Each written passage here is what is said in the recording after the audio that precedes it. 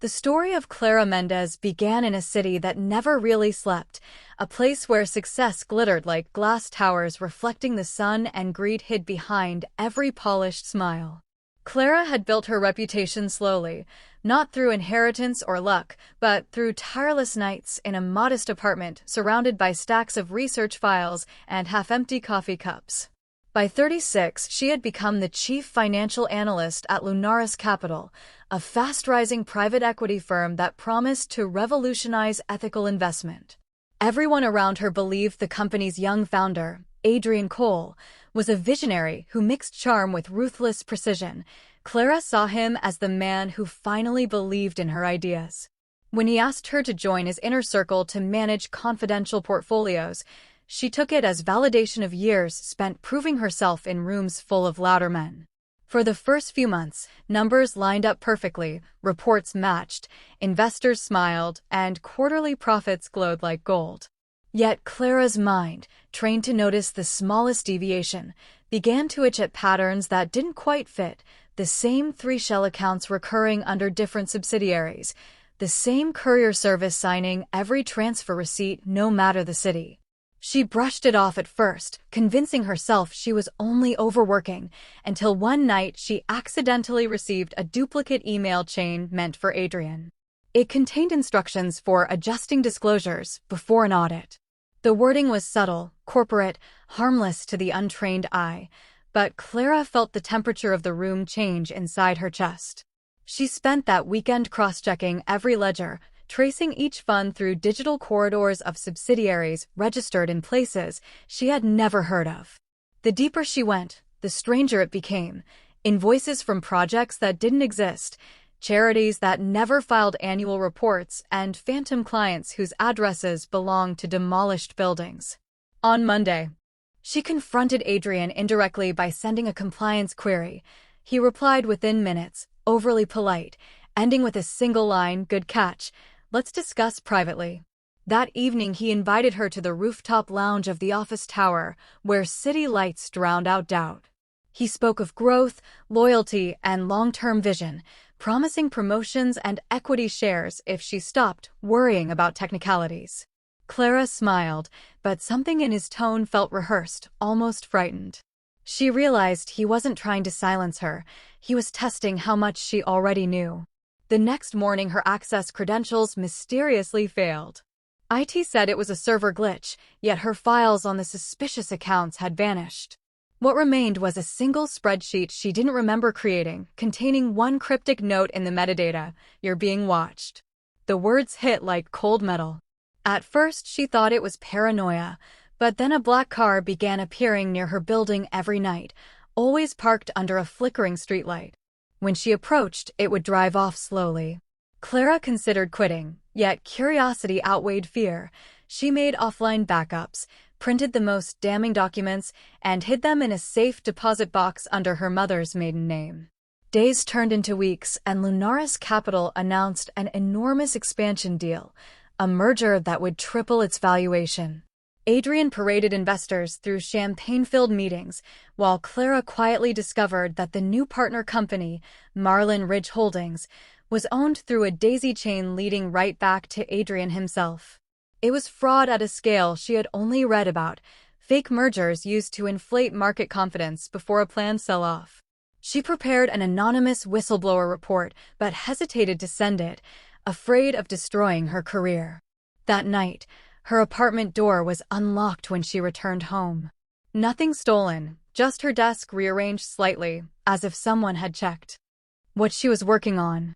She packed a small bag and stayed at a friend's place, convinced that the storm was only beginning.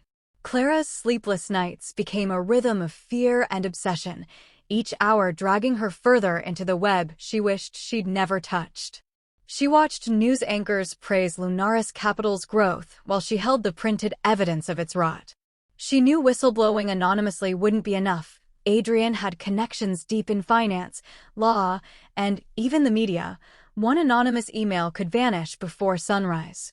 The plan she began forming was risky and desperate: expose Adrian from within, but make it look like an external breach. Using her old analyst credentials, she exploited a forgotten data backup channel the IT team once used for performance logs.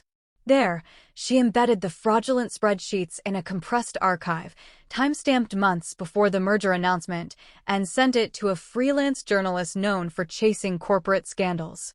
Days later, the journalist called from an untraceable number, asking only one question: "Do you know how dangerous this story is?" Before Clara could answer, the line went dead. That same evening, a company-wide memo announced that Adrienne Cole had temporarily stepped down for personal reasons. Her colleagues whispered theories, none close to the truth. But the silence didn't last. A week later, Adrienne returned with a new board advisor, a woman named Evelyn Hart, calm, graceful, and with eyes that measured people the way auditors measured lies. Within days, Evelyn reshuffled internal departments, citing compliance reforms. Clara was reassigned from financial strategy to investor relations, effectively sidelined. When she tried to access her systems again, everything required Evelyn's dual authentication. It was clear they knew someone inside had leaked, but they didn't know who. One night, Clara followed Evelyn after work, trailing her through quiet streets until she entered an upscale townhouse near the harbor. Through a side window, Clara caught sight of her meeting Adrienne, not as colleagues but as lovers. Her stomach twisted as realization dawned. Evelyn wasn't there to fix Lunaris. She was there to clean it, by finding and erasing whoever threatened it. Over the next week, Clara received 2 anonymous texts from unknown numbers. "Stop digging," and later, "He already forgave you. Don't test it." She tried ignoring them until one afternoon, she found a small USB drive on her desk, unmarked, with a note that said, "Trust me." Against her better judgment, she plugged it into her laptop. The drive contained hidden video clips, surveillance footage from Lunaris offices.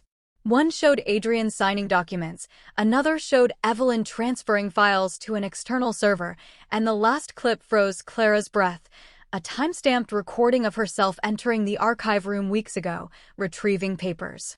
Someone inside the company had been recording everything. That night, the journalist finally called again, breathless. "Clara, they're not just running a fraud. They're funding something else, offshore entities linked to private security contracts and election data firms. It's not only money laundering, it's manipulation." But before he could continue, she heard shouting, then static. The call ended. When she tried calling back, his number was unreachable. The next morning, the news broke. The journalist had been found dead in what police called an apparent accident. Clara's blood ran cold. Every instinct screamed for her to disappear, yet she couldn't run, not after what she'd uncovered. That night, she went to the rooftop again, the same place Adrienne had once promised her loyalty and power. The city stretched below, blinking like coded warnings. A soft voice spoke behind her. It was Evelyn. "You're not very good at hiding," she said, stepping closer.